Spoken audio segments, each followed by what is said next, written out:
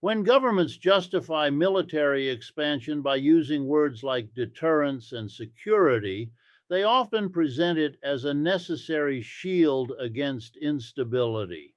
Yet history consistently shows that large scale troop deployments, naval movements, and weapons stockpiling near another nation's borders rarely produce calm.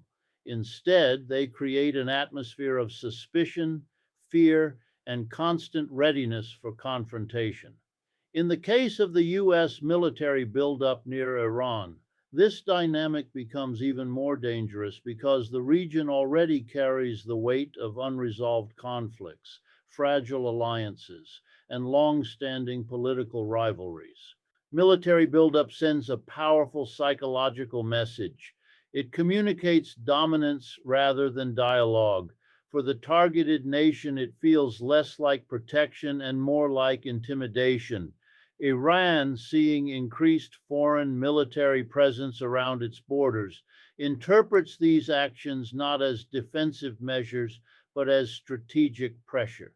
This perception fuels countermeasures, including increased military readiness and regional alliances, which in turn provoke further responses from opposing forces. What emerges is a cycle of action and reaction where each side claims to be responding defensively, while the overall level of tension steadily rises. Beyond direct state to state relations, this escalation ripples across neighboring countries. Smaller nations are often forced into uncomfortable positions, pressured to support one side or allow military access to their territory. This destabilizes regional diplomacy and turns neutral spaces into potential conflict zones. As bases expand and military exercises increase, everyday life in surrounding areas becomes shaped by security checkpoints, airspace restrictions, and economic uncertainty, reinforcing the sense that war is not a distant possibility, but an approaching reality. Another critical dimension is the erosion of diplomatic space. When military tools become the primary method of influence, negotiation loses its urgency. Political leaders rely on displays of strength rather than compromise, and public discourse shifts from problem solving to threat making. This environment makes peaceful solutions harder to achieve because each concession is framed as weakness. The result is a hardened political climate where dialogue is overshadowed by strategic posturing and public rhetoric designed to project power rather than build trust. There is also the risk of unintended consequences. High military presence increases the likelihood of miscalculations, accidents, or misinterpretations. A single drone incident, naval encounter, or airspace violation can escalate rapidly when forces are already on high alert. These moments do not require deliberate decisions to start conflicts. They emerge from tension filled environments where reaction time is short and political pressure is high. The buildup itself becomes a constant source of instability, creating conditions where small events can trigger large scale crises. At a deeper level, militarization reshapes how security is defined. Instead of investing in economic development, regional cooperation, and conflict prevention, resources are diverted toward weapons and infrastructure designed for confrontation. This shifts priorities away from human security, access to food, healthcare, education, and stable employment toward state centered power projection. As this model expands, it reinforces the idea that safety comes from force rather than cooperation, pushing societies further into cycles of distrust and strategic competition, where stability is measured not by peace, but by the size and visibility of military assets positioned across borders and surrounding strategic waterways and population centers where tension continues to build and pressure accumulates without meaningful political resolution underway. Behind every major military buildup lies more than strategic concern. There is an economic structure that thrives on permanent readiness for conflict. Modern warfare is not only fought on battlefields, but also in boardrooms, corporate offices, and political funding networks. Defense industries depend on continuous government contracts to sustain production, innovation, and profit growth. When tensions rise, budgets expand. When fear dominates headlines, weapons sales increase. This creates a system where instability becomes financially rewarding and peace becomes economically inconvenient. Military expansion is often presented as a national necessity, yet it operates within a global arms market that treats weapons as commodities. Fighter jets, missile systems, surveillance technology, and cybersecurity tools are traded and exported across borders, generating billions in revenue. Governments justify these purchases as defensive investments, but the economic incentives encourage constant upgrading, replacement, and expansion. The result is a cycle where outdated equipment is quickly labeled insufficient, pushing states toward continuous spending rather than long term diplomatic solutions. Political influence is deeply connected to this economic reality.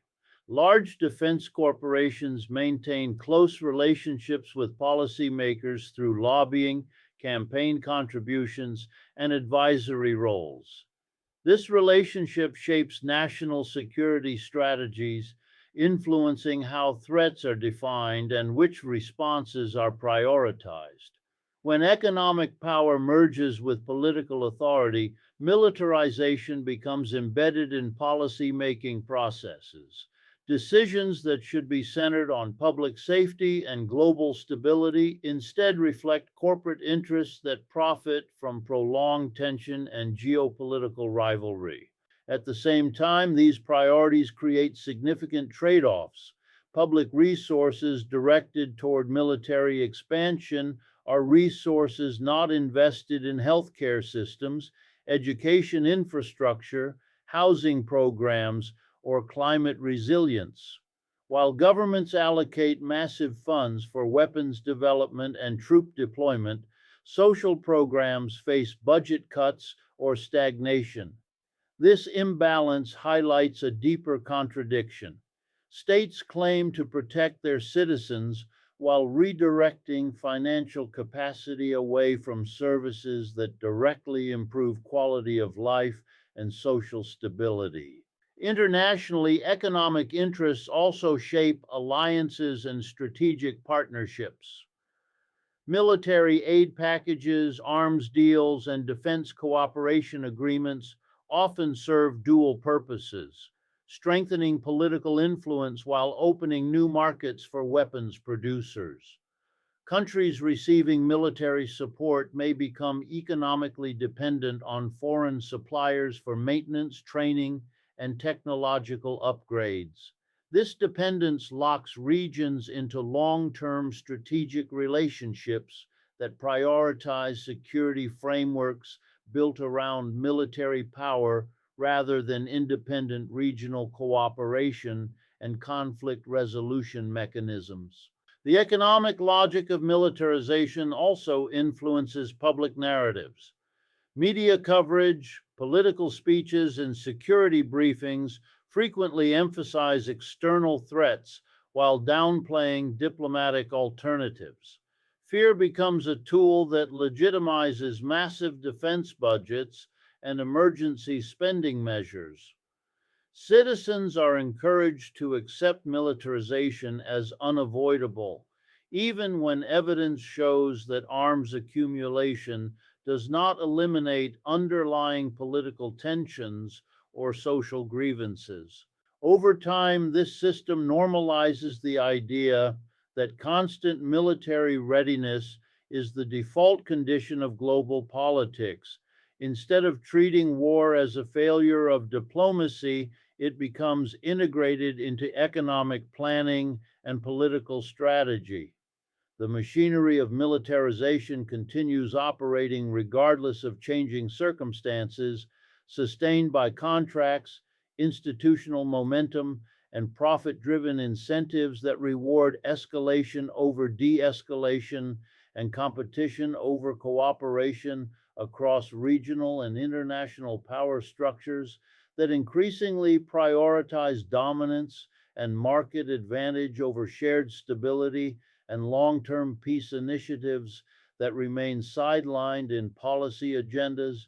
When external powers apply military pressure to force political change, the expected outcome is often compliance.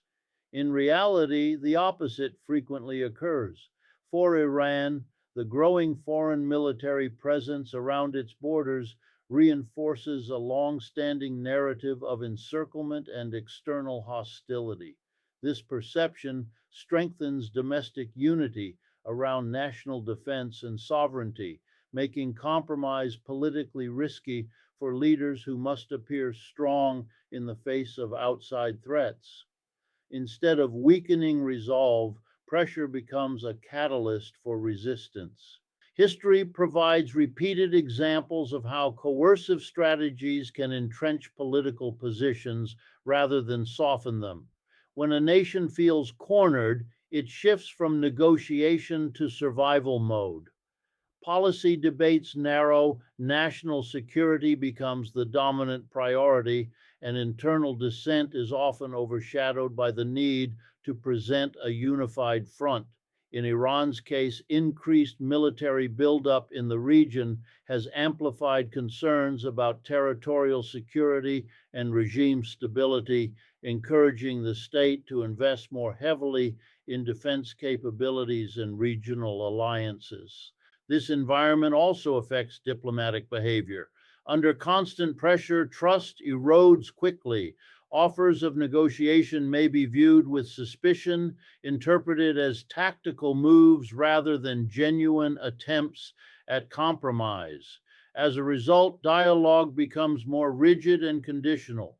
Each side demands guarantees before making concessions, creating diplomatic deadlock. The space for flexible problem solving shrinks, and negotiations become symbolic performances instead of productive engagements aimed at long term solutions. Another critical factor is public perception. When citizens observe foreign forces gathering near their borders, the issue becomes emotional as well as political. National pride, historical memory, and cultural identity become intertwined with security debates. For many Iranians, past experiences with foreign intervention remain deeply influential. These memories shape how current events are interpreted, reinforcing skepticism toward external intentions. This emotional dimension makes it harder for leaders to justify diplomatic concessions without facing domestic criticism or accusations of weakness. Military pressure also pushes Iran to deepen its regional relationships as a form of strategic balancing. Partnerships with neighboring states and non state allies become tools to counter perceived threats. While these alliances may provide short term security advantages, they also contribute to regional polarization. Rival blocs emerge, increasing competition and suspicion across borders. Instead of stabilizing the region, this dynamic multiplies points of tension and expands the geographic scope of potential conflict. At the operational level, constant pressure increases the likelihood of aggressive posturing. Military exercises, missile tests, and symbolic demonstrations of strength become methods of signaling resolve. Each action is carefully observed and interpreted by opposing forces, often leading to counter signals that escalate the situation further.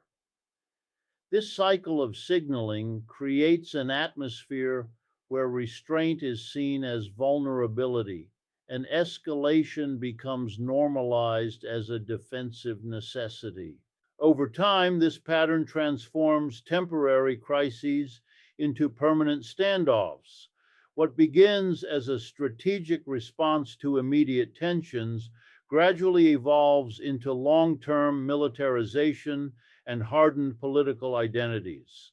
The longer pressure continues, the more deeply resistance becomes embedded in national strategy and public consciousness, shaping policies, alliances, and regional behavior in ways that make de escalation increasingly difficult and negotiation more complex, while both sides remain locked into strategic positions that prioritize endurance over compromise and survival over cooperation in an environment where mutual distrust continues to grow and political flexibility steadily diminishes across diplomatic channels and security frameworks without meaningful opportunities for trust building initiatives to take root. While governments debate strategy and military leaders discuss force deployment, the heaviest burden of geopolitical tension falls on ordinary people. Civilians rarely have a voice in decisions that shape international conflict, yet they experience the most immediate and lasting consequences. In regions affected by military buildup, daily life becomes shaped by uncertainty, rising prices, and constant anxiety about the future. Families plan their lives not around opportunity, but around survival and stability in an environment influenced by external political pressure. Economic hardship is often the first visible impact.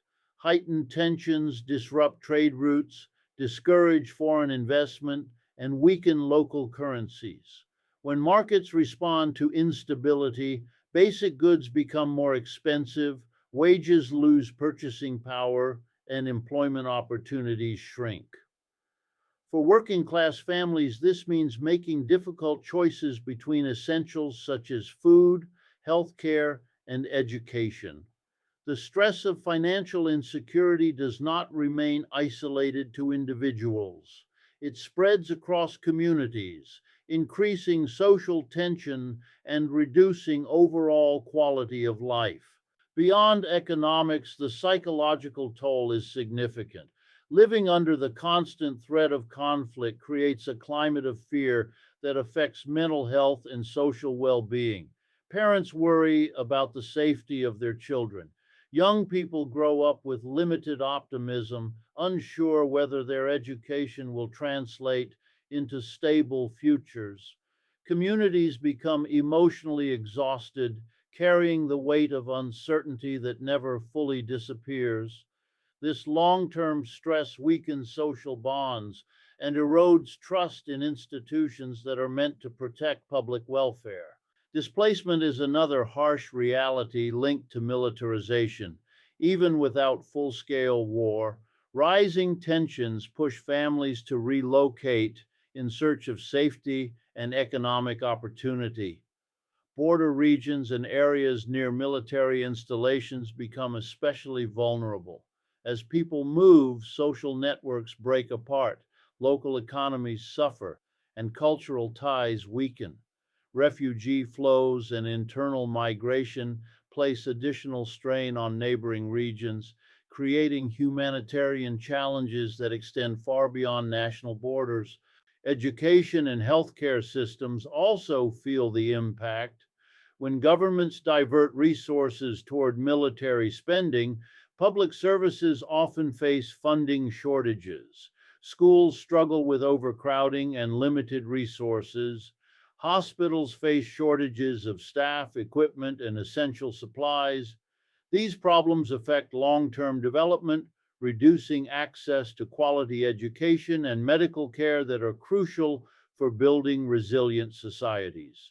The consequences are generational, shaping opportunities and health outcomes for decades. Cultural life and social expression are also constrained in tense political environments. Public gatherings, artistic expression, and community events may be restricted due to security concerns. Fear of instability discourages tourism and cultural exchange, isolating societies from global interaction. This isolation deepens misunderstanding between nations and reinforces stereotypes, making reconciliation even more difficult. In the end, ordinary people become trapped between competing political interests and military strategies that they neither control nor benefit from. Their lives become shaped by decisions made far from their neighborhoods and workplaces. While leaders speak in terms of national pride and strategic advantage, civilians face disrupted routines, uncertain futures, and limited opportunities, carrying the invisible cost of geopolitical rivalry that accumulates quietly in households, schools, workplaces, and public spaces where daily struggles continue without recognition or relief from the broader political forces influencing their realities. In a world shaped by repeated cycles of conflict, diplomacy remains the most effective tool for creating long term stability. Unlike military force, which relies on pressure and intimidation, diplomacy focuses on communication, negotiation, and mutual understanding. It allows states to address disagreements without resorting to destruction and loss of life. When tensions rise between powerful actors, the choice to engage in dialogue becomes not a sign of weakness, but an investment in preventing irreversible damage to regional and global security. Diplomatic engagement creates structured spaces where grievances can be addressed openly. Through negotiations, countries can clarify intentions, reduce misunderstandings, and establish frameworks for cooperation. In highly sensitive regions such as West Asia, where historical disputes and geopolitical rivalries overlap, sustained dialogue is essential for managing competing interests. Without communication channels, even small disputes can escalate into major confrontations simply because there is no mechanism to de escalate crises before they spiral out of control. Another key strength of diplomacy is its ability to incorporate multiple stakeholders. Military strategies often focus on bilateral power dynamics, but regional stability requires broader participation. International organizations, neighboring states, and neutral mediators can help create balanced agreements that reflect shared interests rather than unilateral demands. This multilateral approach distributes responsibility and increases accountability, making it harder for any single actor to dominate the process or undermine agreements without facing diplomatic consequences. Economic cooperation is also closely tied to diplomatic success. Trade agreements, infrastructure partnerships, and development initiatives build interdependence between countries. When states benefit economically from peaceful relations, the cost of conflict becomes higher and less appealing. Diplomatic frameworks that promote shared growth encourage governments to prioritize stability over confrontation, shifting competition away from military arenas and toward innovation, commerce, and development. Trust building measures play a central role in sustainable peace. These include transparency agreements, arms control arrangements, and communication hotlines that reduce the risk of accidental escalation.